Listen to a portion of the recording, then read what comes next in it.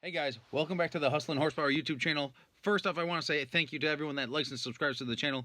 The channel is slowly growing, and hey, it's a step in the right direction, right?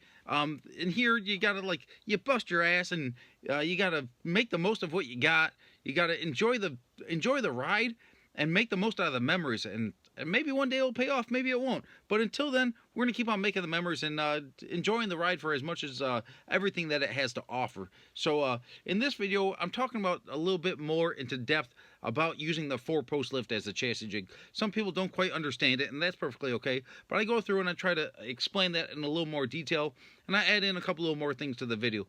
This video was going to be like 27 minutes long, but that's just too long. So I'm going to break up into 2 videos. I'll post this video around noon today, and then I'll go into a little more depth of working on the new project and setting up some of the setting up everything for the rear ladder bar 4-link setup on the car, and going into details and explaining how to do that. But for this video here, we're just going in the depth, and I talk about setting up the chassis and how I go about that. So guys, I greatly appreciate it. We're going to be selling a couple things at War in the Woods in Muncie, Indiana this weekend. I have a 4 3/8 stroke big block Chevy crank. I have a DRCE spread rail oil pan, wet sump oil pan that I'm selling. I also got a EFI manifold, 9.8 deck big block Chevy EFI manifold that has an intercooler and a shotgun barrel injector head on it, or a 90mm throttle body. So all that stuff I'll have in the trailer if any of y'all are interested. And of course we have some t-shirts and stuff like that as well, along with hoodies. So guys, even some koozies and thermoses and stuff like that. So guys, stop by. The plan is Muncie, Indiana, probably Friday, for the Big End Banger with Mid-America Customs, and then shooting down to War in the Woods for Jeff Thomas's race on Saturday. So guys, it's going to be a hell of an event. Both of them should be pretty good, but War in the Woods, I look forward to that race. We don't plan on traveling a whole lot with altered intentions, because we need to save our pennies and stuff like that for the new build. That one's going to be pretty cool. So I'm excited about that, and here we go, talk about it a little bit. So guys, appreciate it. Keep it up. So guys, welcome back to the channel. I was asked for a little bit more clarification on the setup here. So this is the 4-post lift. The 4-post lift is essentially a movable chassis table, okay? I set it up so that the runners right here are the ground, okay? If those are the ground, then this has to be at 13 inches for a 26-inch tall tire. The axle center line for a 28-inch tall tire. I will make these adjustable in the future so that I could change it from a 14-inch to maybe like a 16-inch tire center line. But that right there, that's where the axle sits, the rear end sits, and they'll put the center of the rear end at 14 inches. I'm going to flip the camera around and I'll talk about this a little bit more. So on this lift that we borrowed and we're using here, you can see that those struts up there, you got the cable adjustment, but you also have that adjustment on the lock setup. That lock setup, I could index it. So you can see, we'll come up here. You'll see how that one is a little bit shorter than the one up there, and then that one and that one are a little bit different as well. And that is simply because I can make all these all the same height, the locks. Now the locks, these locks here are all the same on all 4 posts, but this foot might be a little bit higher, that foot might be a little lower, so on and so forth. And we could go through and we could index all of that. Now, like I said, this gets set up, and once it's fully set up, I'll drill a hole in the lift and bolt it down so that I have my wheelbase set. Up here, this is at crankshaft centerline of I moved it up to 13 inches. So the bottom of this plate here, where the crankshaft main cap bolt onto, is at 13 inches from the ground down here. Over here, it's not bolted down right now, but this right here, that is once we bolt it down, we'll be at we set that at our wheelbase, and then that gets referenced off. Once the motor plate comes in, the motor plate will sit right here.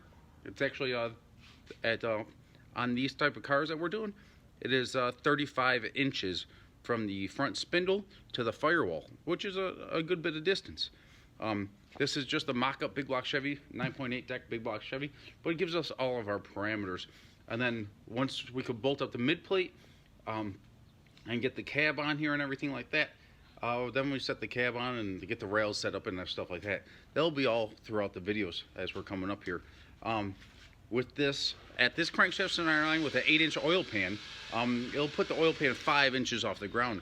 So when we go to do the belly pan and stuff like that, and the engine diaper, we're going to be doing not a diaper on this car because diapers are a pain in the butt. We're going to be using a diaper. It's basically a ballistic blanket that goes on the bottom of the oil pan. We're going to be doing an actual belly tray on this, a belly pan that will bolt in underneath the car, quick, accessible. The frame rails on this car are 32 inches wide at the firewall. So 32 inches wide at the firewall puts us right here and over there. That's all marked out already. That gives us enough room. And our 4-bar setup, our 4-link front suspension setup, will be on the outside of that as far as the 4 bars go. Now the the wishbone aspect of it, I actually use the inner parts of the 4-bar setup for the wishbone. So you'll have the outer bolt just like it was on the 33 and the on the Mustang. The inner, how do I say that? On the lower 4 bars, okay, there will be a wishbone setup, and a wishbone is basically a triangle that has a slip shaft. The slip shaft will then come into the axle center line. So it's 2 points on the rear, 1 point in the front, and there's a slide in here that keeps this axle from moving back and forth. And that's very critical, especially with the suspension travel. There's different types of deals where Watts links, where you have 2 points of pivot.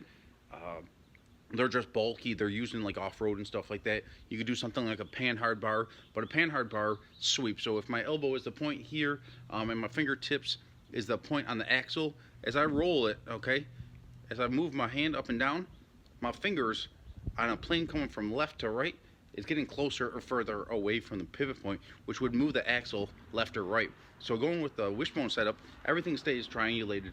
And with the homegrown Hustler, I actually disconnected the shocks when I did that, and we could move that thing like literally like 3 feet of suspension travel, and it didn't even move over not even an 1/8 inch. It was like a 1/16 of an inch and like 3 feet of travel. So yeah, it was perfect. So yeah, so that's a nice aspect of the wishbone. We'll be doing a wishbone, possibly a wishbone on the rear, but wishbone, it adds more material back there because you have to have another 3 heim joints and this and that. I prefer doing a triangulated 4-link setup on the lower part, not a triangulated 4-link, squaring up the 4-link. It's not a triangulated 4-link. Triangulated 4-link is like 4 bars with the upper bars on a tapered aspect. But I don't know. I tie the lower 4 bars together so that there's an X in the lower 4 bars, just bracing those, because the 4 bars, it becomes like an H. I guess you could say for H for lack of better terms. And then the lower parts, you could square up the rear end with the lower bars. But that works out pretty well. You could do that both with the ladder bar setup that I built for the 33, and you could also do that way for the for a 4-link car. You just square up the lower bars. The upper bars are for preload and stuff like that, and setting pinion angle. So I also talking about pinion angle and stuff like that, I like setting the motor up level. A lot of people will set the motor back 2 degrees and stuff like that, or 3 degrees, but with the wheelbase and the front end travel that we run in these cars, I like setting the motor level and just using the pinion angle itself to put the pinion angle in the drive shaft. Normally, not normally, but in other forms, you would go and put the motor at a certain angle and the pinion angle at a counter angles to put 3 to 4 degrees of pinion angle in it. When I run the motor flush, we just put 4 degrees of pinion angle, 6 degrees, 8 degrees. Pinion angle only robs power, but it makes the thing work harder. So, and if power's not really a limited factor, put the pinion angle in it. That's my opinion. There's your quick tip for the video.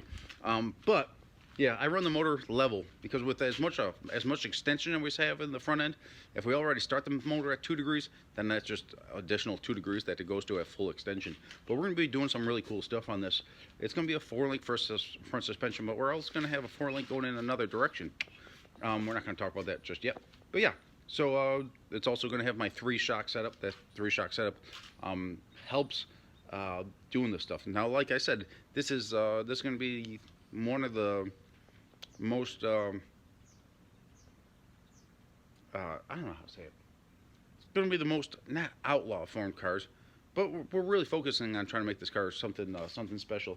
But at the same time, in doing so, It's not the best bones to start with, but it's what I do, and I like the self-satisfaction aspect of it as well. So that's a big part of it, is the self-satisfaction in building the car, and being able to compete with a car that is more quote unquote conventional.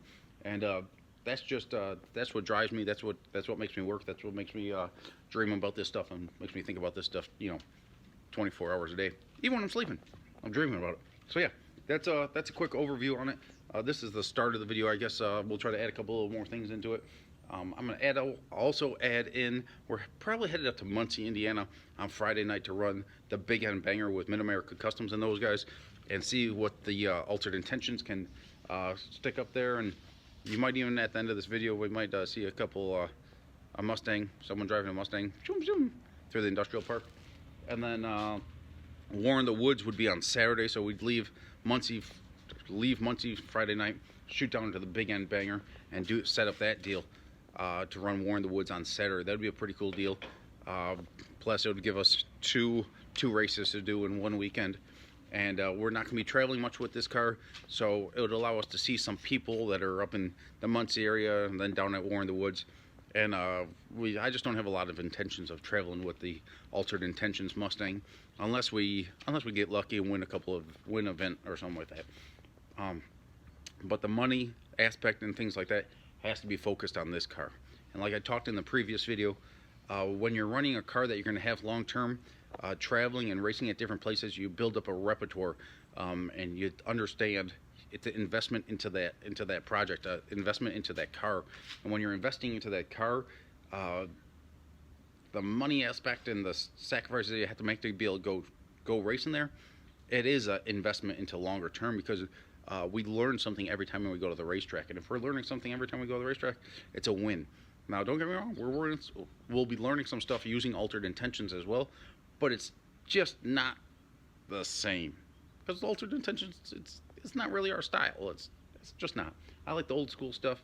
I like that challenge of it, and I think we'll be able to put a car together that has our characteristics to it, the old school characteristics, but yet be able to be competitive with some of these top tier cars if we execute this properly. So we're gonna give it a shot. We're gonna see what happens.